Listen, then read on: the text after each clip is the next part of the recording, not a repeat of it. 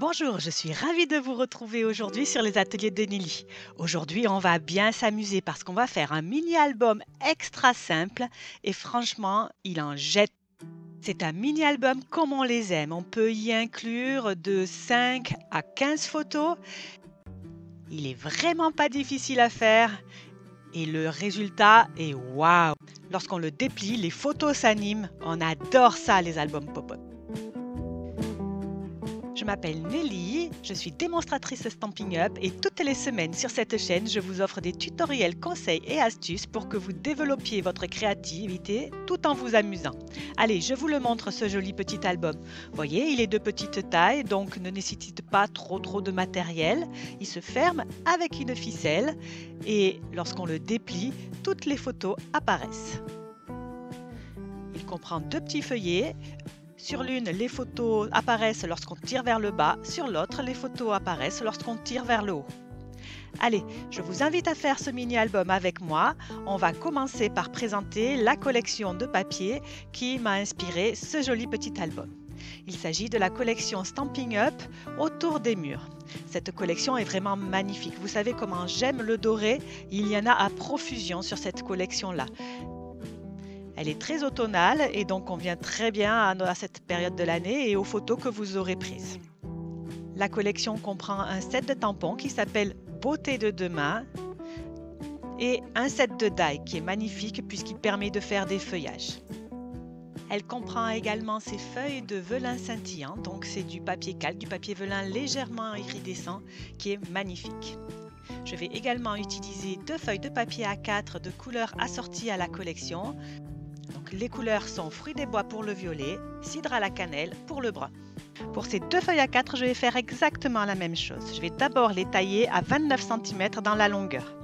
Ensuite, je vais mettre le petit côté sur le haut de mon massicot et je vais les plier à 10,3 et 10,7 cm. Voilà ce que l'on obtient. Je fais ensuite faire un quart de tour à ma feuille et je plie à 11 cm, 17,5 cm, 22,5 cm et 25 cm. Et c'est tout. Il ne vous reste plus qu'à marquer les plis du milieu et ensuite plier en accordéon le reste. Notre mécanisme est terminé. Vous avez vu comme c'est facile ? Allez, on refait pareil avec la deuxième feuille. Et pendant que je fais exactement la même chose, même mesure, même pliage sur ma deuxième feuille qui est couleur fruits des bois, je vous rappelle juste que je suis démonstratrice Stampin' Up. Je suis à votre service si vous avez des questions sur ce projet par exemple. N'hésitez pas à me contacter sur ma boîte mail. J'aime aussi également beaucoup voir vos réalisations, celles que vous faites avec mes tutos. N'hésitez pas à me poster une petite photo, ça me fait toujours tellement plaisir.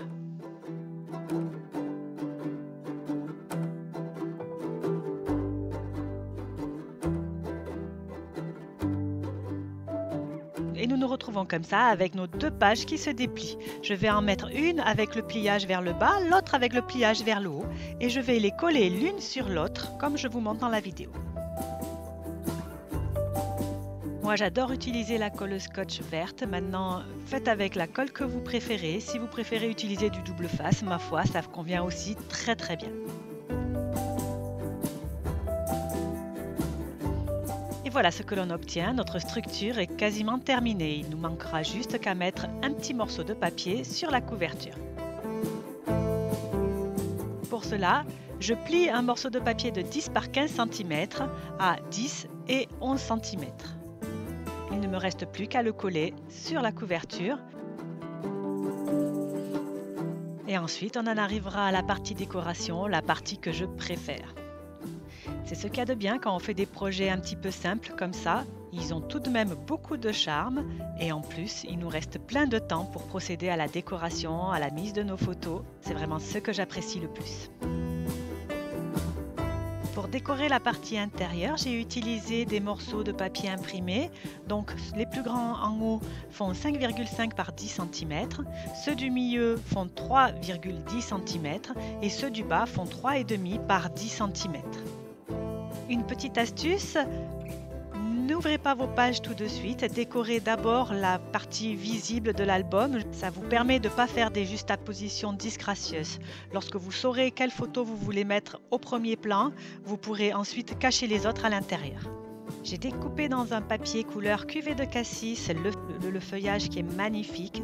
J'ai également découpé des petites feuilles dans le papier vélin scintillant que j'adore. Sur le papier vélin, n'utilisez pas les encres classiques pour le tamponner. C'est un papier qui n'est pas poreux, l'encre reste à la surface et met très longtemps à sécher. C'est pour ça que j'utilise toujours l'encre Stazone pour tamponner sur du papier vélin ou du papier calque.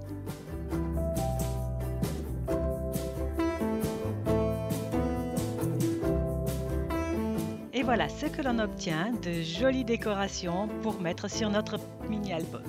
Et pour décorer ce mini-album, j'ai également utilisé le lot de die cut qui est vendu avec la collection, qui est vraiment magnifique. Il ne me restera plus qu'à coller toutes ces jolies décorations avec les photos à l'intérieur de l'album. Je vais m'occuper de la couverture.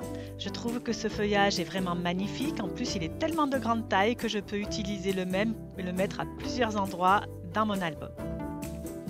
Ensuite, je rajoute juste un cercle festonné, découpé dans ce magnifique papier, un mot découpé qui provient d'une collection de chez Sagapo Scrap, le petit oiseau que j'ai préparé tout à l'heure sur le papier vélin scintillant, et le tour est joué.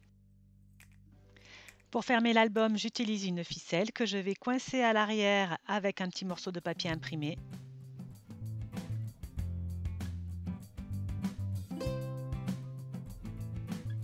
Et il ne me reste plus qu'à vous montrer ce que ça donne lorsqu'il est terminé.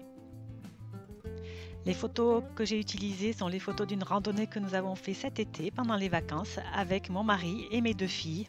Nous avons passé 3 jours dans les Alpes et franchement, on s'est bien régalé.